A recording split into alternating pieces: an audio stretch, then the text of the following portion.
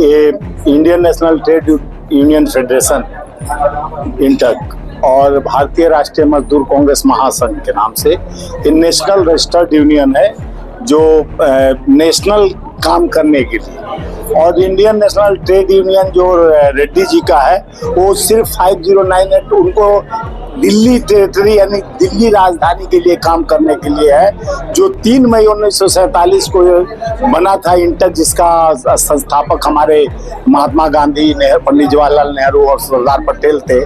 उस बायलॉज को 6 फरवरी 2007 में यानी रेड्डी ने खत्म करते हुए जी संजीवा रेड्डी ने नया यूनियन का गठन किया जो इंडियन नेशनल ट्रेड यूनियन के नाम से, जिसका रजिस्टर नई दिल्ली से कराया जिले से, और उसका सिर्फ यही है कि वो दिल्ली भर काम करने के लिए।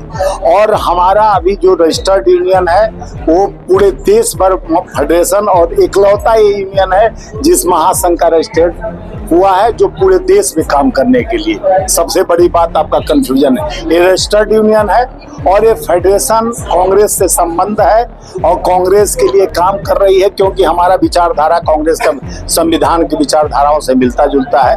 हम मजदूरों के चाहे कोरोना काल हो चाहे कोरोना काल के पहले हो, हम मजदूरों के हित के लिए निरंतर, अभी चुनावी समय चल रहा है, बड़े बड़े वादे करके कई पार्टी आकर सामने खड़ा हो जाता है, लेकिन मजदूरों का हक मारने के लिए जिस तरह से निरंतर मोदी सरकार ने 44 से 4 कोड कानून बनाकर रख दिया है, लेकिन संविधान के लिए हम लोग लड़ रहे हैं कि लोकतंत्र संविधान को मजदूरों को जिस तरह से मजबूर किया जा रहा है कि मजदूर का लड़का IAS IPS इंजीनियर डॉक्टर न बने, सिर्फ वो मजदूरी करे, बड़े पूंजीपतियों का दरवानी करे और उनका सेवा जो इंडस्ट्रीज से लेके जो हब है आपके बद्दी में, वो हब का निर्माण करने वाले हमारा मजदूर जब पसीना खून बहाकर उसको कुछ मजदूरी मिल जाती है, लेकिन उसका त्याग तपस्या किसी को नहीं दिखता है। उस त्याग तपस्या को क्रियान्वित करने, उनके मांग, उनके डिमांड, उनके सहायता के लिए ये हमारा मजदूर फेडरेशन है।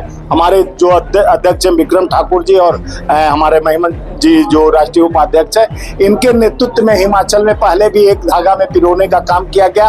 मजदूरों की हक की लड़ाई के लिए निरंतर सेवारत रहे हैं। यही आज हमको अवगत कराए और एक प्रशिक्षण शिविर रखा गया ये चुनाव के माहौल में कि कम से कम हमें ठगा जा रहा है, हमें धमकाया जा रहा है, हमें तोड़ने की कोशिश की जा रही है, लेकिन हमारा संगठन, हमारा विचार मजदूरों की रक्षा और मजदूरों के हित के लिए निरंतर काम करेगा। हम गांधी, सरदार पटेल और पंडित जवाहरलाल नेहरू के विचारधाराओं को आगे बढ़ाने के लिए संकल्पित है। हमारा भावना यही है कि जिस तरह से मजदूर महिलाओं को उनके पैसे को काट कर जिस तरह से बिचौलिया हमारे पैसा जितना मिलता है मजदूरों को उसको नहीं मिल पाता है, बिचौलिया उनके पैसे को खा जाता है। उस पर निगरानी समिति हमको बनाना है।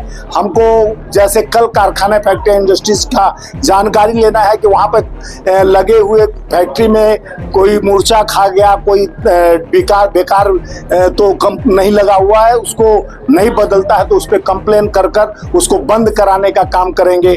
मजदूर को जिस तरह से सब्सिडी, जिस तरह से गवर्नमेंट, सेंट्रल गवर्नमेंट और स्टेट गवर्नमेंट के द्वारा मिलता है, उनके लिए जितना भी व्यवस्था, उसको उस पैसे को दूसरे निधि में खर्चा किया जा रहा है। जो मजदूरों को एक्सीडेंट के बाद उनको जो PF फंड मिलता था उसको कटौती करने का काम भारत सरकार कर दी है। उस पे विचार हमारा मजबूत है। हम मजदूरों के हक के लिए लड़ते रहेंगे। हमारा भारतीय राष्ट्रीय मजदूर कांग्रेस महासंघ निरंतर मजदूर, किसान, जैसे 770 किसानों के शहादत के बाद नींद से जाग के प्रधानमंत्री 3 काले कानून वापस लिए, लेकिन आज तक MSP की बात करने पर वो दुगनी आय की बात कर रहे थे 2022 में, लेकिन स्वामीनाथन को भारत रत्न तो दे दिए, लेकिन उनके बनाए हुए किसानों के लिए उनका हक मारने का काम किया जा रहा है बड़े पूंजीपतियों। हमारे आपसे गरीबों के पसीना का टैक्स पर टैक्स, हर एक सामान में टैक्स, कोयले में टैक्स, कफन में टैक्स, दूध, पनीर, राशन में टैक्स लगा कर जिस तरह से गरीबों के हक, पेट की थाली छीनने का काम किया जा रहा है, उसकी लड़ाई लड़ने के लिए हम लोग तत्पर हैं। जिस तरह से 80 करोड़ लोगों को फ्री में राशन का दिमाग, हमको फ्री का राशन नहीं चाहिए। हमें कल कारखाना फैक्ट्रियां चाहिए। जो हमारा पीओसी कंपनियां थी, सारा भेल सेल रेल सबको प्राइवेट अडानी को दे देने का जो काम किया है भारत सरकार, उसको हम लड़कर गरीबों के हक को निदान दिलाने का काम करेंगे। हम हक की लड़ाई करते हैं, मजदूरों की रक्षा का काम, संकट चाहे कोरोना काल हो चाहे अभी भी, उन्हीं के लिए लड़ रहा है। हमारा फेडरेशन निरंतर लड़ रहा है। 5 साल हम बाद मौका मिलेगा, आज मौका है, परिवर्तन का आगाज है।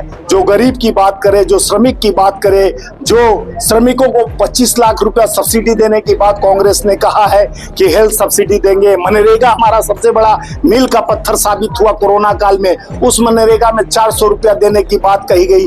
और जिस तरह से देखे कफन पे टैक्स लगाने वाली सरकार बच्चों के किताब पेंसिल पे 18% टैक्स लगाती है। यहाँ तक कि गंगा जल पर भी 12% टैक्स लगा दिया। हम लोग लड़ के किसी तरह गंगा जल पर सेट, गंगा का बेटा बोलते थे कि गंगा माँ ने बुलाया और उस पर भी टैक्स लगाया। हम न्याय पत्र मेरे पास है 5 न्याय और 5 हमारा न्याय के लिए, नारी न्याय, किसान न्याय, श्रमिक न्याय और मजदूर न्याय, इसके बाद युवा न्याय, महिला न्याय, ये सारे 5 न्याय और 25 वादे की गारंटी लेकर कांग्रेस, क्योंकि जिस तरह से 138 साल पुरानी पार्टी, उन्होंने उम्मीद का दिया नहीं, उम्मीद खड़ा किया। जहां पैसे अंग्रेज 250 साल हमारे पर अपना राज कर जिस तरह स्टॉप इंडिया बनाकर आए थे, उसी तरह स्टॉप इंडिया तैयार करके जिस तरह से मोदी जी दीमक की तरह राशन के नाम पर गरीबों को ठगने का काम कर रहे हैं। इस तरह से आप देख रहे हैं प्रधानमंत्री के भाषणों का गिरना, अस्तर गिराकर जिस तरह से मंगलसूत्र छीनकर मुसलमान के दे देंगे, आपका घर छीनकर इसको बच्चा पैदा करने वाले मुसलमानों को दे देंगे। पाकिस्तान इंडिया की बात ले आते हैं, गोधरा कांड ले आते हैं। वो कभी मुद्दे की बात, चाहे माननीय नड्डा जी, चाहे माननीय प्रधानमंत्री जी, चाहे गृह मंत्री जी, इस प्रशिक्षण शिविर से यही संकल्प लिया गया कि आने वाले समय में जहां अभी चुनाव बचा, 3 चरण का चुनाव हो चुका है, जिसमें पहले 102 सीटों का था, फिर 88 सीटों, कल 93 सीटों 11 प्रदेश में हुआ। इसमें बौखलाहट प्रधानमंत्री के चेहरे, गृह मंत्री और नड्डा जी के चेहरे पे देखी जा रही है। ये बौखलाहट में देश को गुमराह करने के लिए, कभी कहते थे 35 साल तक भीख मांगता था मैं, तो चाहते हैं कि गरीब का बच्चा, जितने हमारे देश के लोग हैं, हम भीख मांगे 35 साल तक, ये लोग भी भीख मांगे। ऐसा मैं दम बना दूं कि 47 की बात करते हैं, 24 की चुनाव है, ताकि हम 35 साल भीख मांगे, तो ये लोग भी 35 साल भीख मांगे कि ताकि हमारे बराबरी पाए। तो अपने बराबरी में भिखमंगा बनाना चाहते हैं देश को। इसको सतर्क करने के लिए प्रशिक्षण शिविर था। 24 में निरंतर परिवर्तन का नारा है, उस आगाज को मजबूत करने के लिए बद्दी इंडस्ट्रियल एरिया है, मजदूरों का एरिया है, इनको जागरूक करने के लिए इनके ऊपर कंधे पर मोहिमन जी को और हमारे विक्रम जी के जवाब दिया गया है। इस दायित्व को हमें विश्वास है हमारी बहनों के साथ मिलकर ये दायित्व को निर्वहन करेंगे। आने वाले 24 में परिवर्तन, न्याय की लड़ाई के साथ महिला का सम्मान, युवा का सम्मान, किसान का सम्मान और मजदूर का सम्मान, और जिसका भागीदारी हिस्सेदारी का सम्मान करने के लिए हम संकल्पबद्ध हैं।